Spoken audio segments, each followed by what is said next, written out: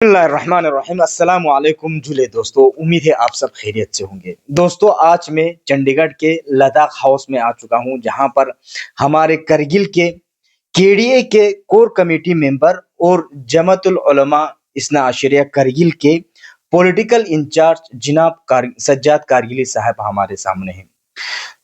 तो यूं ही मुझे पता चला कि सर यहाँ पे तशरीफ लाए हैं, यहाँ पे रुके हुए हैं। तो मैं जल्दी जल्दी अपना बोरी झोला समेट के यहाँ पे आया, क्योंकि काफ़ी सारे सवालात हैं और मेरे साथ भी काफ़ी सारे दोस्त हैं, जो मैं बता चुका हूँ कि इन सारे सवालों के बारे में पूछने के लिए काफ़ी सर से कह रहे थे कि सर को जब भी मौका मिले ये पूछ लेना। तो मैं जल्दी जल्दी आया। सबसे पहले तो अस्सलाम वालेकुम वरहमतुल्लाहि वबरकातुहू। वालेकुम तहा साहब, बहुत बहुत शुक्रिया आप और आपके तमाम सामीन को। बहुत बहुत शुक्रिया सर। तो हमारे पास ज़्यादा टाइम भी नहीं है, तो हम ज़्यादा तमहीद नहीं बांधते हुए सीधा मुद्दे पर आते हैं सर। तो अभी आपने रिसेंटली एमएचए के साथ आप लोगों की मीटिंग हुई है। तो सबसे पहले तो मैं ये कहना चाहता हूँ कि हमारे लद्दाख में जिस तरह से का एक माहौल बना हुआ है लैंग्वेज को लेकर, बहुत सारे कन्फ्यूजन है सर, क्योंकि लद्दाख खुद में ही एक बहुत ही डाइवर्स डाइवर्स एक रीजन है, और जिसमें मुख्तलिफ कस्म के अक़साम की ज़बानें भी बोली जाती हैं, और ज़बानों के अंदर भी भाषा डायलेक्ट्स बहुत सारे हैं। तो सबसे पहले आप ये बताइए सर कि एमएचए की मीटिंग के दौरान आप लोगों ने ज़बान को लेकर कुछ गुफ्तगू या कुछ मीटिंग हुई कि नहीं? देखिए तहा साहब, बहुत बहुत शुक्रिया। जैसा कि आपको मालूम है कि ले एपेक्स बॉडी और कारगिल डेमोक्रेटिक अलायंस का जो एजेंडा है वो 4 पॉइंट एजेंडा के ऊपर इन्हिसार है हमारा, जो statehood 6 schedule, public service commission और फिर ये एम्प्लॉयमेंट रिलेटेड इश्यूज, और फिर सेपरेट लोकसभा सीट जो ले और करगिल के लिए। बहरहाल इस बार हमने कोशिश की, क्योंकि पिछली बार ये जो लैंग्वेज वाली बात सामने आई वो गवर्नमेंट की तरफ से और हमारे यूटी एडमिनिस्ट्रेशन की तरफ से एडवाइज़र साहब के एक प्रेजेंटेशन के दौरान उन्होंने ये सारी बातें की, तो फिर वो बातों वाला वो लैंग्वेज वाला जो है मौजू सामने आया।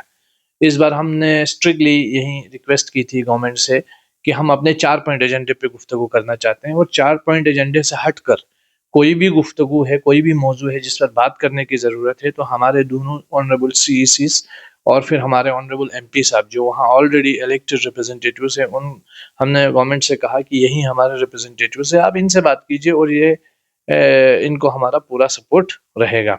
तो ये बात हमने एडवांस में कह दी थी। इस वजह से ये जो, और हमने ये भी कहा था कि अगर हमें लैंग्वेज पे बात करना हो, हम अलग से आपसे टाइम लेके मुलाकात करेंगे और इस पे बात करेंगे। लेकिन केडीए एपेक्स बॉडी के प्लेटफॉर्म पे इस मौजू को हम नहीं लाना चाहते हैं, क्योंकि बहुत सारी इसमें, एक तो ये 4 पॉइंट एजेंडे से बहुत सारे ऐसे इश्यूज है जो 4 पॉइंट एजेंडे का हिस्सा नहीं है। तो हमारा जो मेन इशू जिसके लिए हम इतनी लंबी स्ट्रगल कर रहे हैं वो डाइवर्ट हो जाता है। इस वजह से कोशिश ये की कि हम स्टिक रहें अपने 4 पॉइंट एजेंडे पे, क्योंकि हमारी बातचीत का सिलसिला जो है वो एम्प्लॉयमेंट से हुआ था। तो एम्प्लॉयमेंट के पहले टॉपिक को ख़त्म करें और उसके बाद पब्लिक सर्विस कमीशन और इन चीज़ों पर बात करें, फिर धीरे धीरे इन चीज़ों पर आखिर में हम बात करेंगे। तो बहरहाल मीटिंग जो है हस्ब दस्तूर उन्हीं मौज़ूआत पर हुई, और फिर आखिर में हमारे ऑनरेबल सीईसी साहब, एमपी साहब और बंदे हकीर में खुद ने भी हमने जो है वहाँ हमारे joint secretary Jammu Kashmir Ladakh section के उनसे मुलाकात की, उन तक अपनी बात पहुँचाई है। हम उम्मीद करते हैं कि वो इस पर ठोस इक़दाम उठाएंगे। बहुत बहुत शुक्रिया सर। जो जितने भी मीटिंग्स हुए हैं उनमें जितने भी आप आगे हुए, एक मिनट सर, जितने भी मीटिंग्स हुए हैं और उसका आपने तफसीलन बहुत सारे दूसरे चैनल्स के ज़रिए आप लोगों ने बता दिया है, तो वो हम यहाँ पे डिस्कस नहीं करेंगे। तो मैं आता हूँ सर भाषा के ऊपर, खुसूसन जब लद्दाख पे अगर बात की जाए तो लद्दाखी बोटी भाषा ज़्यादा बोला जाता है। हम कहते हैं कि बोटी भाषा है और साथ ही साथ लद्दाखी भाषा भी है। तो 2 साल पहले आपने कहा था कि बोटी भाषा तो नाम का कुछ चीज़ भी नहीं है और स्क्रिप्ट भी नहीं है। तो लेकिन अभी आपने एक्सेप्ट कर रहे हैं बोटी भाषा को। तो इसमें आपका क्या ख़्याल है? आपका ये जो आपका जो चेंज हुआ है, वो क्यों हुआ? आप क्या कहना चाहेंगे इसके बारे में? देखिए, मेरा कोई मौक़िफ़ चेंज नहीं हुआ है, बट ये है कि अगर मान लीजिए मैं अपने हमसाये में किसी को कह देता हूँ कि अगर उसने कुछ टैक्सी ख़रीदी है, सेंट्रो मान लीजिए ख़रीदी है, और मैं वो कह रहा हूँ कि ये सेंट्रो है, और वो मुसलसल मुझसे ये कह रहा है कि ये बाइक है, तो मैं उससे रिक्वेस्ट कर सकता हूँ कि नहीं भाई ये सेंट्रो है, उसके बावजूद भी वो उसी सेंट्रो को बाइक मानने को तैयार है, तो उस पे तो ज़्यादा मैं अमल दखल नहीं कर सकता। अच्छा। दरअसल ये बोटी बोलें, हम तो इसको लद्दाखी लैंग्वेज के नाम से जानते थे, लेकिन अभी बोटी के नाम से लोग एक्सेप्ट करना चाहते हैं, तो उससे हमारी सेहत पे कोई असर नहीं पड़ना चाहिए। बाकी एकेडमिक गुफ्तगू अलग चीज़ है, और मुझे लगता है मेरे अलावा भी सिर्फ मैं ही नहीं, बहुत सारे ऐसे राइटर्स हैं, जैसे नवांग शख्सो साहब है, या फिर डॉक्टर कौंचोक साहब है, लामा फंदे साहब है, ऐसे बहुत सारे लोग हैं जो मुसलसल इन चीज़ों के हवाले से लिख रहे हैं, बात कर रहे हैं। तो मैं समझता हूँ ये हमारे लेह डिस्ट्रिक्ट में जो बैठे हुए लोग हैं, या जो बोटी या लद्दाखी स्पीकिंग लोग हैं, ये उनका एक इंटरनल मामला भी बन चुका है, क्योंकि करगिल की तरफ से हम लोग पुरगी और बल्टी और शिना ज़ुबान को जो है वो आगे कर रहे हैं, हम अपने अपने ज़ुबानों के हवाले से बोल रहे हैं। तो मुझे लगता है कि हम उनके भाषाओं पे मुदाखलत न करते हुए, क्योंकि हमने जो एकेडमिक गुफ्तगू या अपना पॉइंट ऑफ व्यू था वो इज़हार करना था वो कर दिया, उसके बावजूद भी वो उसको एक्सेप्ट नहीं कर पा रहे हैं या फिर नहीं कर रहे हैं, तो वो अब उनका ज़्यादा इंडल्ज होना, मुझे लगता है वो हमारी यूनिटी के लिए नुकसानदेह होता है। तो मेरा पॉइंट ऑफ व्यू क्या है, वो उससे ज़्यादा इम्पोर्टेंट है कि हमारी यूनिटी कैसे मेंटेन रहे। तो इसीलिए हमने उनके एहसासात और जज्बात को एहतराम करते हुए ये कह दिया है कि भाई आप अगर इसको बोटी नाम दे के रखना चाहते हैं तो आपकी मर्ज़ी, लद्दाखी नाम दे के रखना चाहते हैं ऑफिशियल लैंग्वेज की फ़हरिस्त में तो आपकी मर्ज़ी। ये तो एक्सपर्ट्स का भी काम है, फ़र्ज़ है कि वो इस पे अपनी राय दें। लेकिन हम चाहते हैं कि हमारे करगिल में बोली जाने वाली ज़ुबानें, बिलख़ुसूस पुरगी, बल्ती और शिना ज़ुबान जो है वो भी इस ऑफिशियल लिस्ट में शामिल हो, ताकि हमारे साथ जस्टिस हो सके। तो ये बात हमने कह दी। अच्छा, तो मतलब ये है कि यूनिटी के लिए कहीं न कहीं थोड़ा-सा अब ये डेफ़िनिशंस पे या वोकैब पे नहीं जाते हुए। मैं समझता हूँ कि ये इंटरनल इशू है, और हमारे लेह के तमाम लद्दाखी स्पीकिंग लोगों का, तो ये इस पर अब हमने जो बोलना था वो कह ही दिया है। लोगों को एक्सेप्ट नहीं है, ज़रूरी नहीं है कि हमारी हर बात जो है वो एक्सेप्ट करें, वो खुद अपनी ज़ुबान के बारे में खुद बेहतर फैसला ले सकते हैं। बहुत-बहुत अच्छा, बहुत-बहुत शुक्रिया सर। तो हम अब करगिल पे आते हैं सर। आपने पहले कहा कि करगिल में भी बहुत डिफरेंट टाइप ऑफ लैंग्वेजेस बोले जाते हैं, ख़ुसूसन पुरगी, बल्ती और शीना। सबसे पहले आप क्या बता सकते हैं कि पुरकी और बल्ती ये दोनों तकरीबन, उन दोनों का अगर मदर लैंग्वेज को देखा जाए तो सेम ही है। तो इन दोनों में क्या फ़र्क है, पुरगी और बल्ती में? देखिए, पुरिक हमारे एरिया का नाम है ना? तो बिल्कुल। जिस तरीके से हम ये मेरा अपना ज़ाती ख़्याल है, किसी को ऑब्जेक्शन हो सकता है, उस पे मुझे डिनाई नहीं है। मैं समझता हूँ कि ये जो शिना है, हम लोग शिना हैं, हम पुरिक शिन हैं, यानी पुरिक इलाके के शिना स्पीकिंग लोग बिल्कुल। हैं, और जो बाकी लोग हैं वो पुरिक बल्ती हैं। पुरिक बल्ती। पुरिक इलाके के बल्ती लोग हैं, इसीलिए हमारे कौंसल ने भी अभी जो नाम दिया है वो पुरिक बल्ती के नाम से ऑफिशियल लैंग्वेज के लिए हमने की है। हर इलाके के डायलेक्ट, क्योंकि हमारी ज़ुबानें छोटी ज़ुबानें नहीं हैं। अगर कोई ये सोच रहा है कि बल्ती ज़ुबान या शिना ज़ुबान, जो पुरिक बल्ती ज़ुबान या शिना ज़ुबान है, ये छोटी लैंग्वेजेस है, तो वो गलतफ़हमी का शिकार है। पूरे इस जो पाकिस्तान के ज़ेर इंतज़ाम इलाके हैं, जैसे गिलगित बल्तिस्तान है, इवन अफ़गानिस्तान के कुछ खित्तों में भी शिना ज़ुबान बोली जाती है, बल्ती ज़ुबान बोली जाती है। तो हमारे शिना में बहुत सारे डायलेक्ट्स हैं, गिलगिती शिना है, अस्तूरी शिना है, गिज़र की शिना है, इसी तरह गुरेज़ी शिना है। हमारी जो है वो द्रासी शिना भी बोल सकते हैं, और ज़माने क़दीम में ये पुरिक शिना भी, पुरिक इलाके की शिना भी के नाम से भी जाना जाता था। हमारे डायलेक्ट्स डिफरेंट हैं। जैसे हम गिलगित में जेखन बोलते हैं, अच्छा। हम यहाँ द्रास में जोखई बोलते हैं, जोखनी बोलते हैं। इसका मतलब क्या बोलते मतलब क्या है, अच्छा। फॉर एग्ज़ाम्पल आप ठीक हैं, हैं? तो अच्छा। गिलगित में कहेंगे तू ठीक है ना? अच्छा। और हम हमारे यहाँ द्रास में बोलेंगे तू तू ठीक हूँ दा। तो अच्छा। ये एक डायलेक्टिकल डिफरेंस है, लैंग्वेज का डिफरेंस नहीं है। मुझे लगता है जो बल्ती में भी डिफरेंट बल्ती की भाषाएँ तरीके हैं, जैसे आप अगर अभी हम हाल ही में इधर उत्तराखंड जाके आए, कालसी गेट वगैरह में जो बल्ती बोलते हैं उनका डायलेक्ट डिफरेंट है। करगिल में जो बोली जाती है डायलेक्ट डिफरेंट है, और शिगर वगैरह में बोली जाती है उसका, या खपुल वगैरह में बोली जाती है उसका बिल्कुल अलग अंदाज़ है। तो हमारी जो ज़ुबान है वो पुरिक बल्ती है, जिसके नाम से जो है अभी हमारे गवर्नमेंट काउंसिल की तरफ से प्रपोजल भी किया है। अच्छा सर, तो हम आपके ही भाषा पे आते हैं, जैसे जी। कि मतलब शिना। शीना। शीना की अगर हम बात करें तो पूरे खत्ते लद्दाख में अगर पॉपुलेशन, अगर शीना स्पीकिंग पीपल की बात करें तो तकरीबन 10 से 15% ही हो जाता है। तो अगर ज़्यादा से ज़्यादा अगर हम इसको कंसिडर करें तो इससे ज़्यादा तो बिल्कुल भी नहीं, कम हो सकते हैं। बिल्कुल। तो आप मुतालिबा कर रहे हैं कि शीना लैंग्वेज को भी ऑफिशियल लैंग्वेज में इंक्लूड किया जाए। तो इतना आबादी कम है तो वो किस तरह से इंक्लूड हो सकता है सर? उसके 2-3 रीज़न है। पहली चीज़ तो ये है कि जब आप लद्दाख का मैप देखते हैं, जो गवर्नमेंट ऑफ इंडिया रिकॉग्नाइज़ करता है, तो वो आपको चुशूल से लेकर चिलास तक गिलगित-बाल्टिस्तान का पूरा इलाका जो है, वो लद्दाख के मैप में आता है। जब मैप आपका है तो वहाँ रहने वाले लोग भी आपका है, ऐसा तो नहीं है कि पहाड़ें ही सिर्फ़ आपका है, दरिया ही सिर्फ़ आपका है, ठीक? हमारे जम्मू कश्मीर के अंदर जो अभी असेंबली बनी है, उस असेंबली के अंदर जो पीओके के इलाके के लोगों के लिए रिज़र्व सीटें रखी गई है। वो क्यों रखी गई हैं? क्योंकि वो हमारे लोग हैं, इसलिए। और जिस तरीके से हमारा पिछली बार हमारा एक जॉइंट मेमोरेंडम भी जो गवर्नमेंट ऑफ इंडिया को हम लोगों ने सबमिट किया था लद्दाख के लोगों ने, उसमें भी हमने भी ये केडीए एपेक्स ने भी ये मुतालिबा किया था कि लद्दाख में असेंबली मिलती है तो गिलगित-बाल्टिस्तान के रीजन को भी रिज़र्व सीट्स रहनी चाहिए। तो ये हमारा जॉइंट मुतालिबा था। तो वो इसलिए है क्योंकि हम उसको अपना इलाका मानते हैं, हम डिनाई तो नहीं कर सकते हैं। ये तो गवर्नमेंट ऑफ इंडिया का गेज़ेट नोटिफ़िकेशन में है और गवर्नमेंट ऑफ इंडिया का बाज़ाब्ता ऑर्डर है कि वहाँ की मौसम की जानकारी आप अपने ऑल इंडिया रेडियो में, दूरदर्शन में दिया करें। जब मौसम की जानकारी हम वहाँ की दे सकते हैं, जब मैप में हम उनको ला सकते हैं, जब हमको रिज़र्व सीट्स रखने की बातें कर रहे हैं, तो क्या हम उनको वहाँ बोली जाने वाली ज़ुबानें हमारी ज़ुबानें नहीं हैं? क्या हम उसको रिकॉग्निशन नहीं दे सकते हैं? तो अगर आप उस हिसाब से देखेंगे तो सबसे लार्जेस्ट जो ज़ुबान है वो शिना बन जाती है। तो शिना ज़ुबान जो है एक स्ट्रैटेजिक लिहाज से भी हमारी रीजन की लैंग्वेज है और कल्चरली भी और हमारी तहज़ीब का हिस्सा है।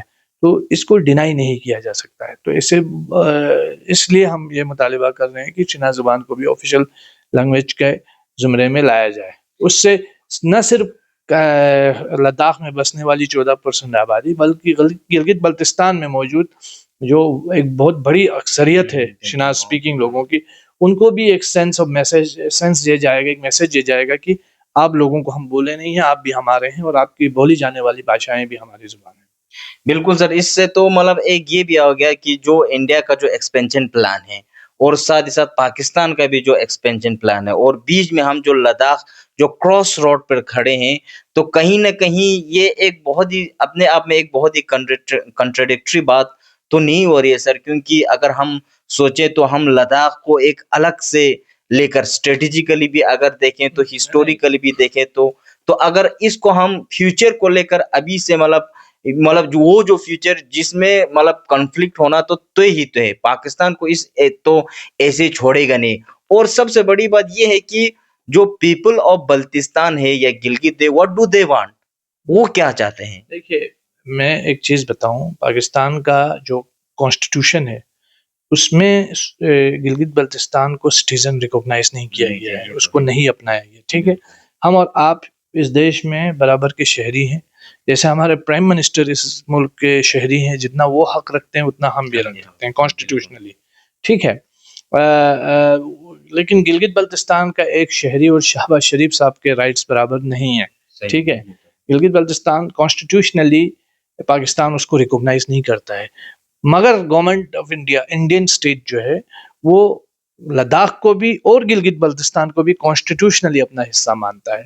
1993 के अंदर फरवरी में, गालिबन फरवरी की बात है, यूनानिमसली ये रेज़ोल्यूशन पार्लियामेंट में पास किया गया है कि Gilgit Baltistan is integral part of India and we can vacate it any time. ये गवर्नमेंट ऑफ इंडिया का रेज़ोल्यूशन है, तो उस बात को डिनाई नहीं किया जा सकता। इसमें डिफरेंस है। तो इंडिया का मैं समझता हूँ कोई एक्सपेंशन प्लान एज़ सच आप जो कह रहे हैं वो नहीं है। इंडिया का ये प्लान हो सकता है कि जो हमारी ज़मीन है हमें वो वापस मिलनी चाहिए। अच्छा, ठीक है सर, तो मतलब हम हिस्ट्री में ज़्यादा डिग डाउन नहीं करेंगे, वरना इसी में ही हम लोग का ये टाइम चला जाएगा। और साथ ही साथ ये भी है ना सर, क्योंकि मतलब after independence of India and after the partition, So Gilgit Baltistan became part of Pakistan. Gilgit Baltistan. नहीं, गिलगित बल्तिस्तान आज तक पाकिस्तान का पार्ट नहीं बन सका। गिलगित बल्तिस्तान एक एडमिनिस्ट्रेटिव एरिया बन सका है, लेकिन गिलगित बल्तिस्तान आज तक वो पाकिस्तान का हिस्सा नहीं बन नहीं सका। बना। वहाँ के लोगों को पाकिस्तान का सिटीजनशिप का कार्ड भी नहीं है। वहाँ कोई पार्लियामेंट में, पाकिस्तान की पार्लियामेंट में गिलगित बल्तिस्तान का नुमाइंदा नहीं है। आपको मालूम है 2 दिन पहले वहाँ की तमाम पॉलिटिकल रिलीजियस पार्टीज ने मिल करके प्रेस कॉन्फ्रेंस दिया।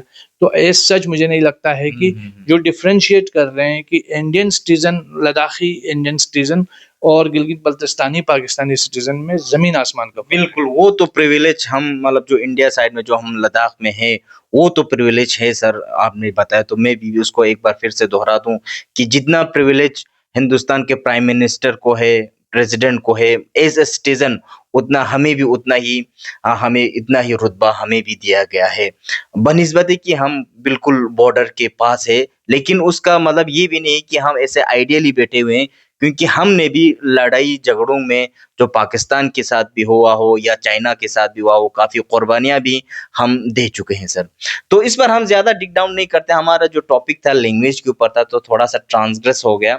तो अगर शीना की बात करें सर और दर्द कौमों की बात करें, तो लद्दाख में देखा जाए तो 2 टाइप्स के दर्द दिखाई देते हैं। एक तो है सर शीना और दूसरा है दर्द आर्या। एक तो दर्द शीना और दूसरा दर्द आर्या। इन दोनों में क्या डिफरेंस है सर? डिफरेंस ये है, देखिए, दर्द हमारी ट्राइब है, तो दर्द ट्राइब एक बहुत बड़ी ट्राइब है। अच्छा, और हम लोग दर्द शीन हैं, क्योंकि दर्द कौम से तो हैं, लेकिन शिना शिना हमारी जुबान है। इसी तरह जो आपने दूसरा नाम बताया दर्द आर्या का, तो जितने भी दर्द हैं वो सारे के सारे आर्या है। अच्छा सर। तो आर्या एज सच कोई अलग कौम नहीं है। जितने भी दर्द हैं वो सब शिना है, सॉरी, दर्द जो आर्या है। अच्छा। आर्या पूरे इस ये नॉर्थ इंडिया का बेल्ट है, वो सब आर्यंस है। हमारे यहाँ जो तिब्बती नस्ल के लोग हैं, जैसे बल्ती, पुरिक बल्ती और फिर उसके बाद लद्दाखी, ये सब जो है मंगोल्स हैं, आर्यंस एंड मंगोल्स। तो हमारा जो दर्द वाला हिस्सा है वो आर्याई नस्ल के लोग हैं। अब जो रही बात जुबान की, जो वहाँ जुबान बोली जाती है वो क्यांगो है। देखो, जो दर्द शीन है वो डिफरेंट है और जो दर्द आर्या है वो डिफरेंट है। जो दर्द आर्या है वो दरअसल मैंने कहा कि जैसे पूरा नॉर्थ इंडिया में रहने वाली अक्सर आबादी जो है वो आर्याई नस्ल की। तो आर्या एज सच कोई जुबान का नाम नहीं है। अच्छा सर। और आर्या कोई ट्राइब भी नहीं है, मतलब ये एक नस्ल है। तो जितने भी दर्द हैं वो ऑलमोस्ट जो है वो आर्यन ही है। और रही बात जुबान की, तो जिस तरह हम दर्द शीन है, उसी तरह जो हमारे यहाँ बटालिक के सिल्मो इलाके में या ललुंग इलाके में या दरसिक्स गरकोन में, दा हनुम में, गरगरदो में जो लोग रहते हैं, उनकी जो लैंग्वेज जो वहाँ बोली जाती है वो क्यांगो है। अच्छा सर। हाँ, जिसकी बात बहुत कम होती है, तो वो दर्द क्यांगो है। जिस तरह हम दर्द शीन है, उनकी जुबान दर्द क्यांगो है। अच्छा। तो ये जो एक यहाँ क्या होता है कि बहुत सारी टर्मिनोलॉजीज हमारे लद्दाख के अंदर पॉलिटिकली मोटिवेटेड होती हैं। उसकी कोई मुझे मुझे ये एकेडमिकली अगर आप बात करेंगे तो उसकी कोई बुनियाद नहीं है। जैसे ब्रोस्कत, उस जमाने में एक नाम दिया गया ब्रोस्कत जरे। ब्रोस्कत मीन्स अगर हम अपनी जुबान में उसको ट्रांसलेट करें तो पहाड़ियों की भाषा, जो पहाड़ों में रहते हैं। अगर हम हिल काउंसिल का तर्जुमा करें, जैसे लद्दाख ऑटोनोमस हिल डेवलपमेंट काउंसिल, आप करें उसका तर्जुमा, तो ब्रोक तो आ ही जाएगा सर। ब्रोक पी काउंसिल सोने। ब्रोक पे कौन सा? तो जो लोग पहाड़ों में रहते हैं, तो उससे तो हम सारे के सारे ब्रोकपा हो जाते हैं। बिल्कुल। पूरा हिमालयन रीजन ब्रोकपा हो जाता है, क्योंकि वो सारों को पहाड़ी कहा जाता है। पहाड़ी एज सच कोई ट्राइब नहीं है। पहाड़ों में जो रहने वाले लोग हैं, ये जो ब्रोकपाज हैं, उनकी अपनी अपनी ट्राइब है। तो पूरा रीजन जो है लद्दाख, हिमालय, शिमला वगैरह सारा ब्रोकपाज ही है। लेकिन उनके अंदर ट्राइब्स हैं, जैसे बल्तीपुरगी ट्राइब, लद्दाखी ट्राइब, जांस्करी ट्राइब, इसी तरह ये दर्दी ट्राइब। तो ये ट्राइब्स हैं। जुबान अलग चीज़ है, ट्राइब अलग चीज़ है, कौमें, कौमों का वो अलग चीज़ है। जो नाम दिए गए हैं पास्ट में, वो किस वजह से दिए गए हैं नहीं मालूम, लेकिन उनकी कोई वो रियलिटी जो है आज तक उस पर कोई बात नहीं हो पाई। अभी उसमें रिसर्च करना काफी बहुत बाकी है। ज़रूरी है, और मैं हैरान होता हूँ हमारी यूटी इंतज़ामिया की, पर कभी हँसी भी आती है और कभी बहुत अफ़सोस भी होता है कि बग़ैर रिसर्च किए एक यूटोपियाई तर्ज़ तरीके से ये डिसीज़न्स लिए जाते हैं, कल्चरल चीज़ों को लेकर। कोई रिसर्च नहीं होता, कोई एकेडमिक डायलॉग डिस्कशन नहीं होता। बस कि भई ये चीज़ फ़लाना पॉलिटिशियन ने आपको कह दिया है तो उसको खुश करने के लिए वो चीज़ फ़ाइल को आगे कर देते हैं। मुझे लगता है ये लोगों के साथ, अपने उस पोज़ीशन के साथ और सबके साथ एक बहुत बड़ा नाइंसाफ़ी है, ये नहीं होना चाहिए। बिल्कुल सही। हमारे ब्यूरोक्रेट्स जो जो यूटी एडमिनिस्ट्रेशन में बैठे हैं या कौंसल में भी बैठे हैं, उन सबको चाहिए कि थोड़ा इन चीज़ों को रिसर्च करके थोड़ा ये जो ताज्जुब का आईना होता है, ऐनक होती है उसको उतार करके वो फिर बिल्कुल डिसीजंस ले तो वो सबके लिए फ़ायदेमंद रहता बिल्कुल, बिल्कुल सर, बहुत-बहुत शुक्रिया सर, अभी हमारे पास टाइम भी नहीं है, वरना सवालात तो काफ़ी और दूसरे थे और ये आपने जो आखिर में जो बात बताई कि जिस तरह से रिसर्च की कमी है और हमारे एडमिनिस्ट्रेशन को भी हो और दूसरे सारे बहुत सारे हमारे दूसरे भी इदारे हैं और शोबे हैं और खुसूसन लैंग्वेज को लेकर अगर लद्दाख की बात की जाए तो एक डाइवर्सिटी है सर लैंग्वेज को है। बिल्कुल, लेकर और मैं एक और चीज़ ये बताऊँ, चाहे हमारी लद्दाखी ज़ुबान हो, चाहे शिना हो, चाहे क्यांग हो, चाहे आपका पुरिक बल्ती हो, ये सारी हमारी ज़ुबानें हैं। सबको हम सेलिब्रेट करना चाहिए, ये हमारी खूबसूरत डाइवर्सिटी का हिस्सा है। और दूसरा ये हमारी अपनी विरासत है, हमें सबको चाहिए कि इसकी प्रोटेक्शन करें। बिल्कुल सर, लेकिन कोशिश करें कि हमें, क्योंकि हम एक बहुत नाज़ुक दौर से गुज़र रहे हैं, हम एक फ्यूचर की तलाश में हैं, खूबसूरत फ्यूचर की, जिसके लिए हमें सबसे पहले तो अपनी यूनिटी को प्रोटेक्ट करना बहुत बिल्कुल, ज़रूरी है। बहुत। बहुत-बहुत शुक्रिया सर, आपने अपनी कीमती औकात में से मुझे वक़्त दी। इंशाअल्लाह उम्मीद है आगे आने वाले औकात में जब भी इस तरह की मुलाकात हो, इस तरह का मौका मिले, तो आप हमें वक़्त दे देंगे। बहुत-बहुत शुक्रिया सर। बहुत-बहुत शुक्रिया आपका।